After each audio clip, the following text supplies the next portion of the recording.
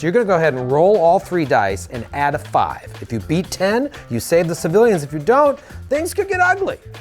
Watch this.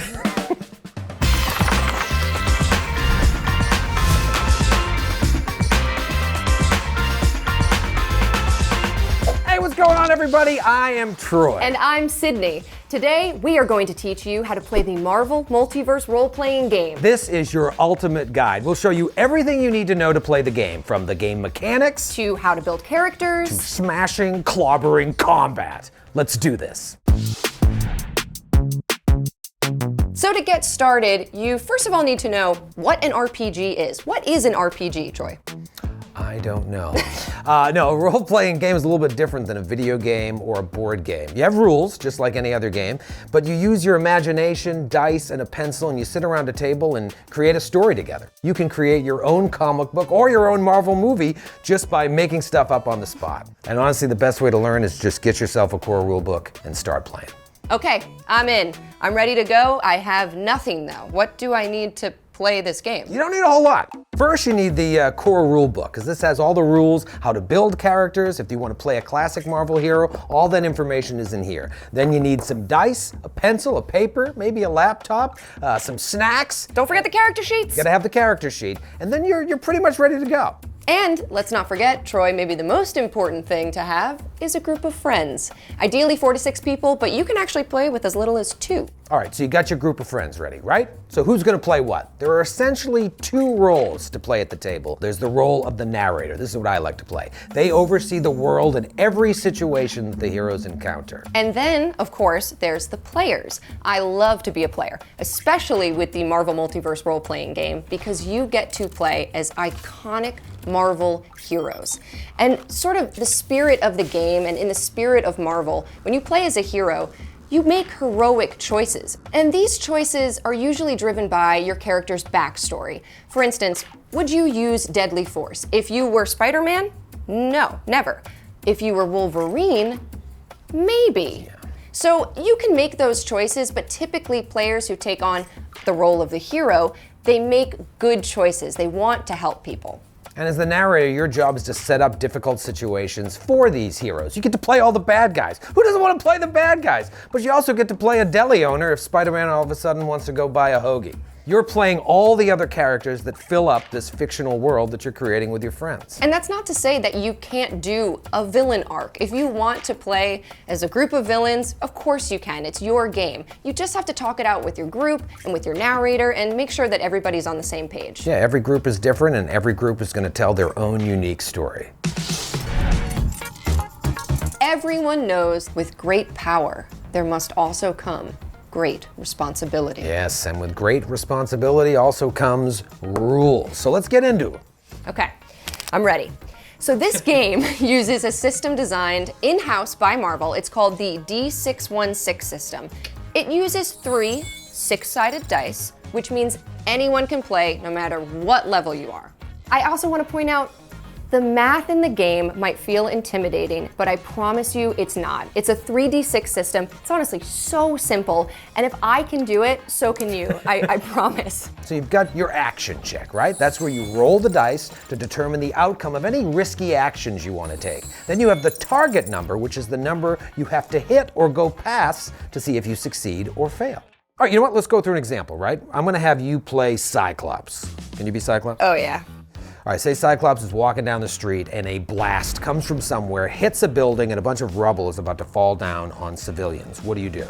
Okay, I'm Cyclops. I blast the rubble. Okay, we'll say the relevant ability score for that blast is a 5. So you're gonna go ahead and roll all 3 dice and add a 5. If you beat 10, you save the civilians. If you don't, things could get ugly. Watch this. Ooh. Yeah, you certainly got it. That is Wow. a 16, then you add 5, that's a 21. That crushes the 10, so you're able to blast the rubble away and save all those civilians. But oh no, something else is gonna happen, and this is where the story starts to unfold. All right, now let's talk about fantastic rolls. So one of your 3 dice should look different. In the official Marvel dice set, you have this red die, the Marvel die. And that says Marvel 2, 3, 4, 5, 6. If you're playing with normal dice, the 1 on your different die is considered the Marvel logo. And if it lands on a Marvel, then that's a fantastic result. Also, you count the marvel as a 6, not a 1. So when you add up the die, just make sure that marvel gets you that 6. So what happens during the game if you roll a marvel on your marvel die? Well, if your total number plus your ability score beats the target number and you roll a marvel on the marvel die, that's a fantastic success. That basically means you succeed and something awesome is about to happen.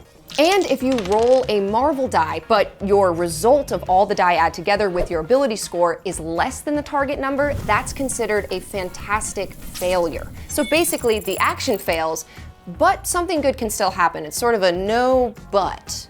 All right, now check this out. Let's say you roll a marvel on the marvel die along with a 6 and another 6 on the other 2 die. That's known as an ultimate fantastic. That means you succeed on what you were trying to do regardless of the target number, and you get to ignore any trouble on that roll. That actually leads us straight into the next set of rules, which deals with edges and troubles.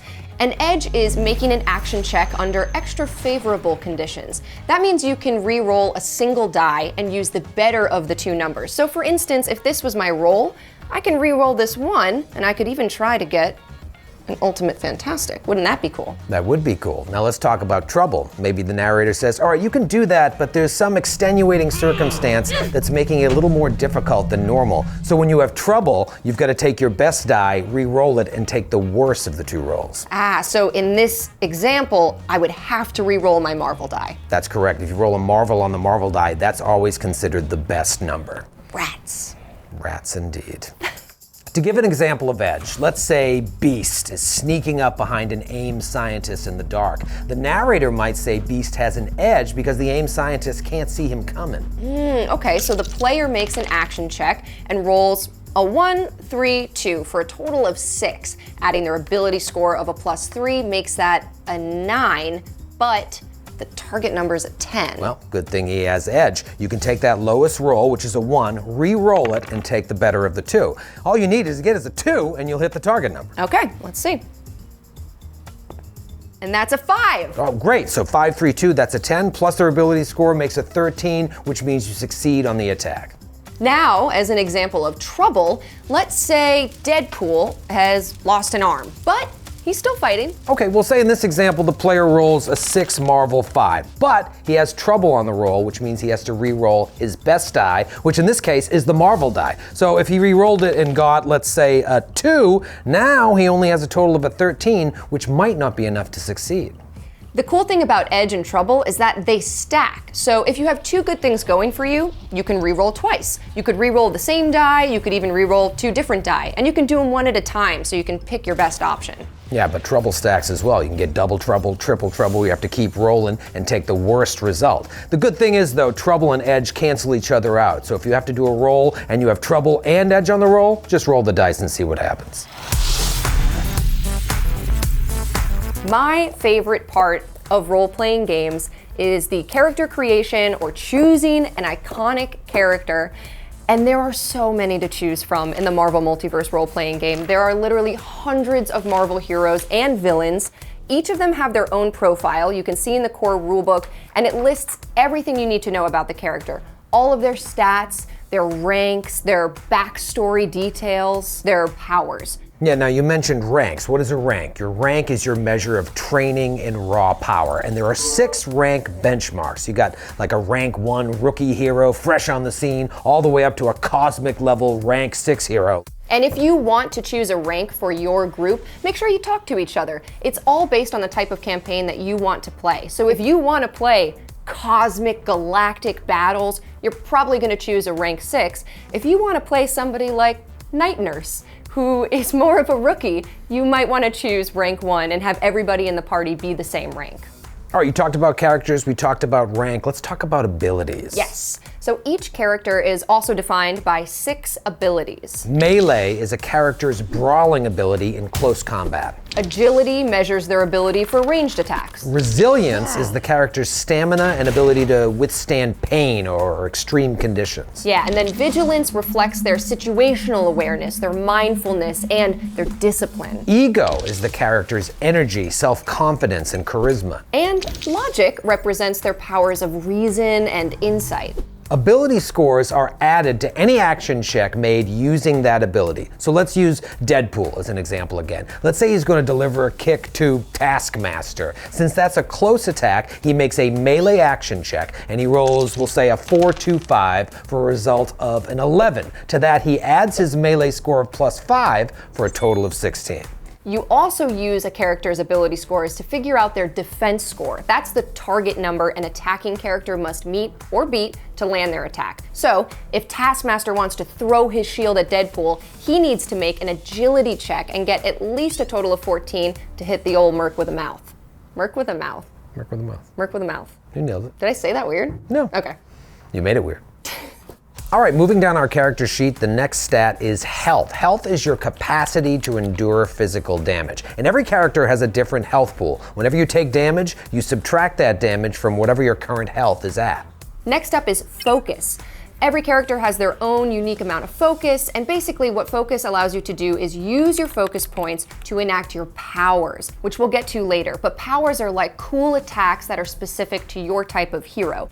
After focus, there's karma. Karma is awesome. When you play a heroic tag character, you get karma equal to your rank, and you use karma to get edge or to give an enemy trouble. You can also use karma to recover health or recover focus. Next up is the initiative modifier. Whenever you hear your narrator say roll for initiative, that means it's about to go down. You take your 3 dice, you roll those, you add your initiative modifier, and that determines when you're going to act in combat. If you have a high initiative modifier, you're probably going to go pretty early in the fight. If you have a low initiative modifier, you're going to go late if you're lucky. And if you have an E next to your number, that means you get edge on your initiative checks. Okay, those are the stats, but character sheets give you tons of other important info. First up, powers. Powers are your special abilities like flight, super strength, or telepathy. There are also power sets that organize all the different collections of powers. For example, Gambit is one of the character profiles in the X-Men expansion book. He has 6 basic powers, 2 from the power set called Elemental Control, which is energy, 7 from the ranged weapons power set, and 2 under Tactics. Every power has its own explanation listed in the core rulebook. Take Gambit's Elemental Burst. That power allows him to fire a burst of energy up to 10 spaces. If the attack is a success, it inflicts regular damage. On a fantastic success, the enemy takes double damage and is blinded for 1 round. And of course, these character sheets also have the backstories, these classic origins and occupations of your favorite heroes. That's very important to understanding where your character comes from and the things that they might decide to do in a combat situation. There's also traits. Now, traits have a mechanical effect, often very beneficial. For instance, Captain America has the trait Battle Ready, which means he's always mentally prepared for trouble, and you get to add plus 30 focus. Tags are narrative. They tell you who the character is, where they come from, how they behave. So, using Captain America as an example, he has the tags Enemy Hydra, Enemy Red Skull, Heroic, Public Identity, and these really help you flesh out the role-playing aspects of the character. And as you've been seeing, all of that information is contained on your character sheet. And it's super helpful to write down the stats, the traits, and the powers on the character sheet. Don't worry, there's a blank one in the back of the core rulebook, or you can go to marvel.com/RPG and download the sheets there. All right, we've talked through rules and characters. Let's put it all together and get into some combat. When a combat is about to begin, the narrator will say, roll for initiative. That's when all the players grab their 3 dice, roll them on the table, add their initiative modifier. Then the narrator sorts everyone from highest to lowest. The highest number goes first, and then the lowest number goes last. There's also a thing called a bonus round. If anyone rolls a fantastic success, they get to go before everyone in a special round dedicated only to the people that rolled a fantastic success during their initiative. Once combat starts, then you have your actions. This is what you can do in combat. First, you've got your standard action, you also have your movement action, and you have your reaction, which happens at any point once per round.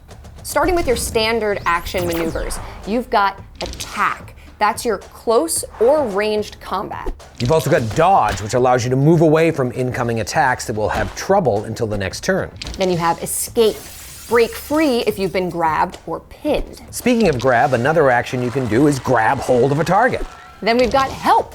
Help gives a character of your choosing an edge on their next action. You can also use a power. It takes a standard action to use any of your special abilities. Then you have move, meaning you get to move twice in a turn if you use move as a standard action. Speaking of movement, movement is when a character travels a distance up to their listed speed. Everyone can run, climb, swim, and jump as well. There are also powers and traits that give additional modes of movement like flight. All right, you might be thinking, all right, when can I move? When can I use my standard action? Well, a character can combine their movement with their standard action in whatever order works best. So, say for example that Storm flies from one end of a bridge to the other where she wants to attack a scroll. Storm's movement when flying is 20 spaces, but the scroll is only 10 spaces away. After the attack, the scroll is still standing, so Storm uses the rest of her movement to put herself between the scroll and a bus full of civilians. So brave. So brave. All right, let's talk about reactions. Every character gets one reaction per round, and you can use a reaction when something happens that would trigger it.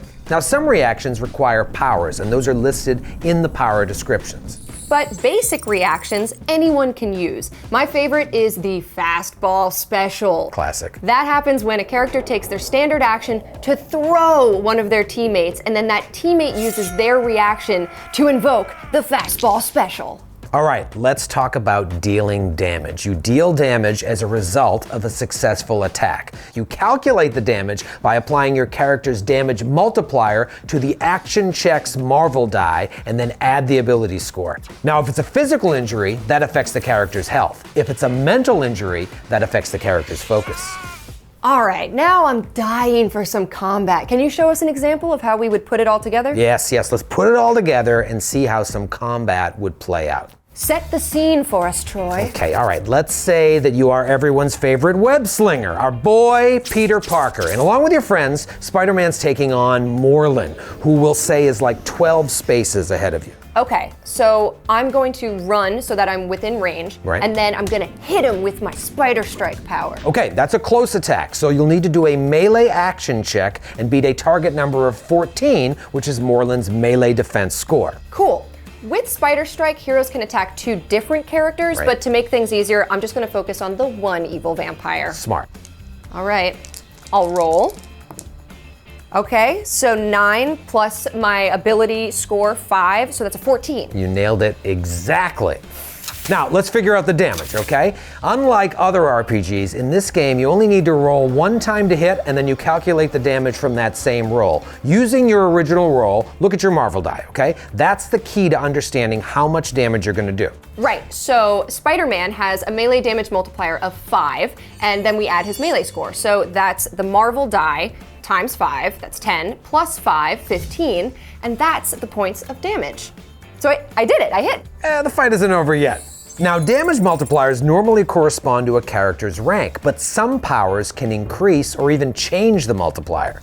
Spider-Man has Mighty 1, so that gives him a +1 to his damage multiplier, bringing it up from 4 to 5. Oh, but wait, Morlun has Sturdy 2, which gives him damage reduction. This means that he's able to ignore or reduce some of the damage from Spider-Man's Spider Strike. Yeah, okay, so instead of using my 5 for Spider-Man's damage multiplier, I gotta go with a 3. So let me do some quick maths. Okay, so a 2 times 3 plus 5, my new amount of damage is only an 11. Not as impressive. I'm just a teenage boy. Well, You can also roll things for non-combat checks. So if you're not in combat and an action isn't related to a fight, but it still has a question of success to it, for instance, breaking through a wall or interrogating a baddie, or just sneaking around, you can still do checks, similar to an action check, but you use the non-combat checks score. let's say you're the Hulk and you want to bust through a door. You'd roll your dice, add them up, and look at the Hulk's non-combat melee score. In this case, he has a +13, so you'd easily succeed. Of course you would. It's the Hulk, and it's a door. Yeah. Hulk smash! One more element of combat that adds to the fun is what's called a team maneuver. In a team maneuver, players come up with a group maneuver that helps everyone on the team. And there's 3 different kinds, right? Yeah, there's offensive, defensive, and rally. Offensive is like, it allows for better dice rolls. And defensive gives you protection from incoming attacks. Rally gives trouble to attacks against you or gives recovery rolls for health or focus. And each has 3 levels. Higher level equals you gotta spend more focus. In order to use your team maneuver, you have to activate it with a rally cry like, "Avengers, assemble!" I've been working on a rally cry for our team, the Good Enoughs. All right, well, let's hear it. Okay. Are you sitting? I am. We tried our best. We'll get them next time. We can keep working on that one. Okay. All right, we've talked about playing classic Marvel superheroes like Spider-Man, Deadpool, and the Hulk. But what if you want to create your own superhero? There are 5 steps to do so. Step number 1, determine the rank of your hero. Then you pick your ability scores. Then pick the backstory elements. Then you get to pick your powers. Last step, you calculate your other scores. All right, so let's run through an example. Before we jump into all the cool abilities and powers, what's our overarching concept here? All right, picture this. Our character is a college student at Empire State University. She's studying at the library one night when robbers break in looking for a magic book. While hiding from the robbers, she discovers that ancient tome, and it magically transforms her into Young Lion, defender of public knowledge. Incredible. Now let's start filling in her character sheet. You want to pick your character's rank based on what will work best in the context of your team. So you should coordinate that with other players and the narrator. We're going for an origin story campaign, so for Young Lion, we're obviously going to go with rank 1. I love it. At rank 1, Young Lion has 5 ability score points to spread out, and each ability maxes out at 4. Okay, so we'll put 2 points into melee and 1 point each into agility, resilience, and vigilance. And to figure out Young Lion's ability defenses, you add 10 to each of those ability scores. Next up, for Origin, let's go with Magic Sorcery, which gives her the tags Sorceress and Supernatural. Oh, I love it. Okay, occupation is student, and that gives us the tags Mentor and Obligation School. And the trait Quick Learner. Now, as a rank 1 character, we can also choose 1 extra trait. Fun. Okay, let's say Young Lion has a temper. So let's go with Berserker.